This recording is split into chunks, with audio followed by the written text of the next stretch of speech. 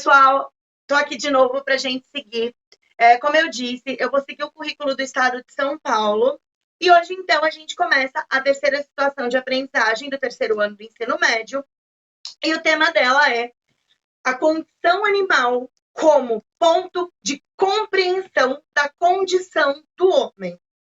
Esse é o nome, esse nome enorme aí, dessa situação de aprendizagem que a gente vai começar a tratar agora. Mas antes, como eu sempre faço, eu gosto de fazer uma retomada daquilo que a gente trouxe na última aula. E o que a gente trouxe na última aula presencial, antes da gente chegar aqui nessa situação da pandemia e de estarmos distantes, era sobre a importância da filosofia para o processo da cidadania. Bom, eu, como professora essencialmente de sociologia, mas também trabalho com filosofia, acho que esse ponto aí do currículo é fundamental. Antes de eu dar uma revisada no tema, eu queria ler um trechinho para vocês de um poema do Brecht que se chama Quem se defende? Quem se defende porque lhe tiram o ar, ao lhe apertar a garganta, para este há um parágrafo que diz: ele agiu em legítima defesa. Mas o mesmo parágrafo silencia quando vocês se defendem porque eles tiram o pão. E, no entanto, morre quem não come. E quem não come o suficiente morre lentamente. Durante os anos todos em que morre, não lhe é permitido se defender. Quem me conhece sabe que eu amo Brecht e eu não podia começar essa aula que fala sobre a importância da filosofia na promoção da cidadania sem ler um poema desse autor incrível. Nessa disciplina, nesse conteúdo, né, na disciplina de sociologia, a gente falou um pouco sobre aquele caráter que a filosofia tem e que possibilita, quando instigado dentro da gente, que nós também nos tornemos seres inquietos. A filosofia faz com que sejamos essencialmente e fundamentalmente e intensamente questionadores. Esse é o papel da filosofia. Afinal de contas, a filosofia não aceita o que está pronto. A filosofia está sempre questionando os limites do que, teoricamente, já está esclarecido. A filosofia vai lá e diz, mas você tem certeza? É com essa inquietação que a filosofia nos dá, essa inquietação que a filosofia promove na gente, é que nós temos instrumentos e ferramentas para nos tornarmos sujeitos mais críticos e capazes de analisar a realidade que nos cerca. Por isso, a filosofia é essencial na promoção da cidadania. Eu falei muito para vocês sobre isso.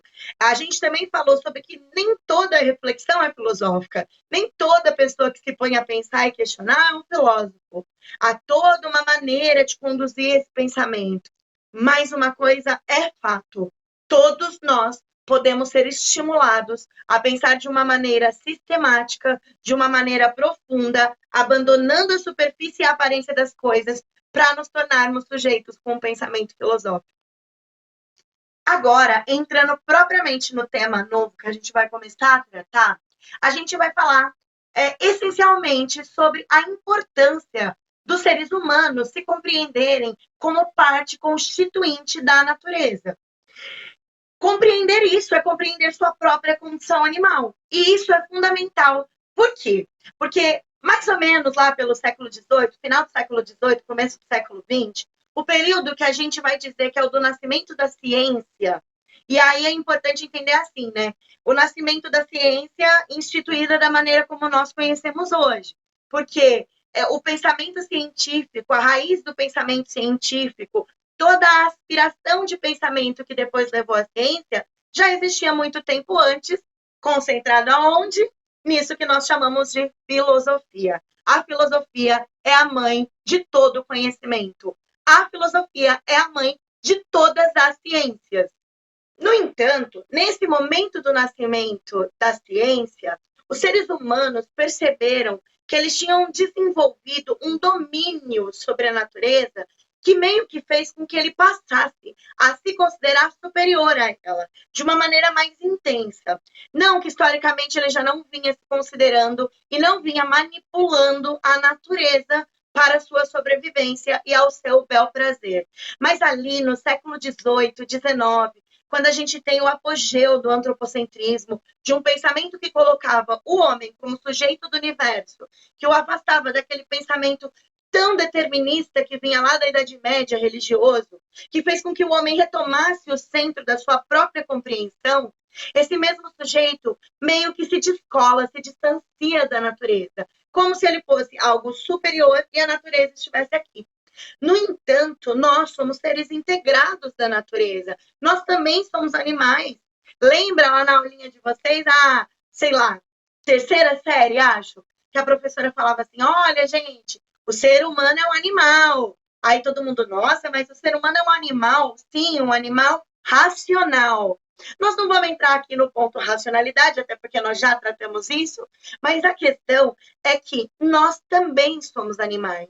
Nós também somos frutos dessa natureza e também estamos permeados de aspectos dessa natureza. Compreender-se como pertencente a essa natureza é fundamental para compreender a nossa própria condição.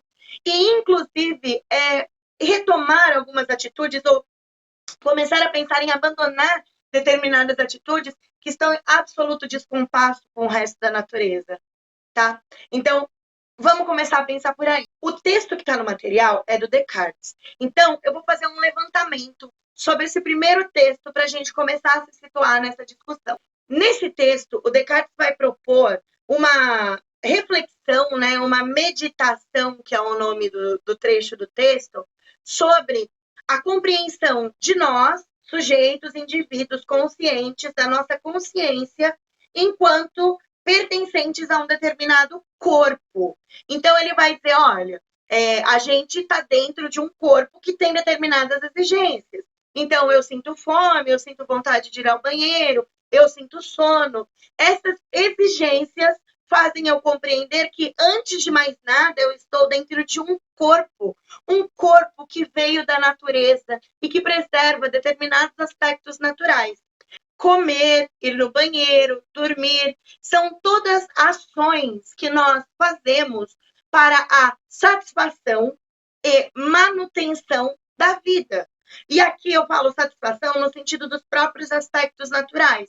Por exemplo, eu não posso deixar de beber água, porque o meu corpo vai desidratar. Então, para satisfazer esse mecanismo do meu corpo, para fazer com que ele continue funcionando, eu preciso tomar água, eu preciso me hidratar. Percebe? Então, o Descartes vai propor aí nesse texto essa reflexão de que, antes de mais nada, a gente é um ser que está preso dentro de um determinado corpo, que tem aspectos naturais que são impossíveis de serem ignorados. Essa é a primeira reflexão sobre Descartes. Outra coisa é que ele também vai dizer, olha, o meu corpo está num mundo onde há diversos corpos. Ao meu redor há tantos outros corpos, frutos da natureza também.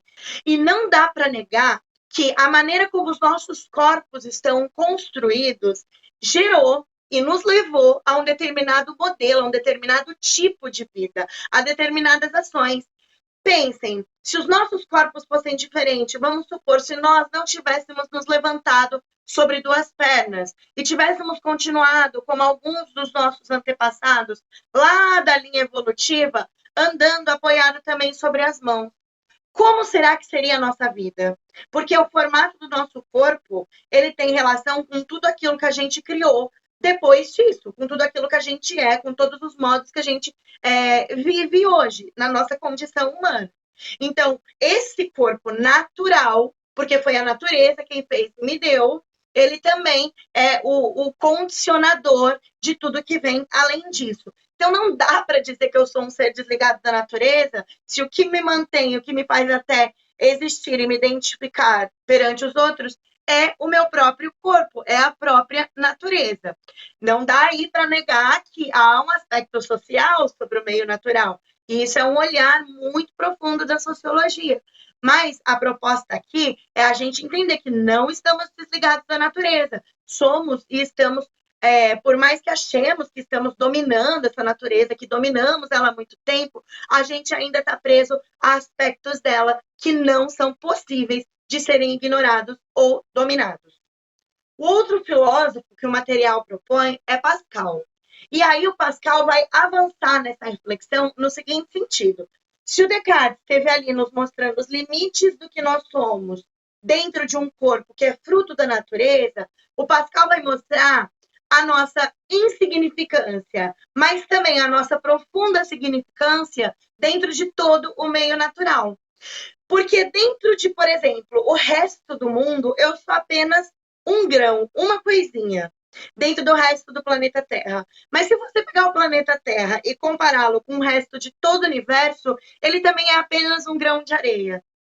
Nós, seres humanos, segundo Pascal, estamos situados e condicionados a pensar de uma maneira que a gente não tem ainda a capacidade de compreender a nossa amplitude com relação ao meio natural. Nós não conseguimos entender o início e nem o fim daquilo que nós somos e aonde estamos inseridos. Logo, nós somos seres dessa natureza, presos nessa limitação de compreensão que nós temos.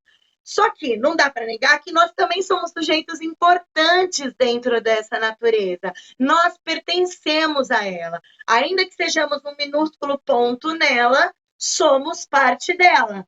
Nós não somos o tudo, a plenitude do universo, mas também não somos absolutamente nada. Nós somos pertencentes à natureza e limitados pela natureza. Estamos ligados a ela, não temos como nos descolar dela e, no entanto, também não temos como compreendê-la totalmente.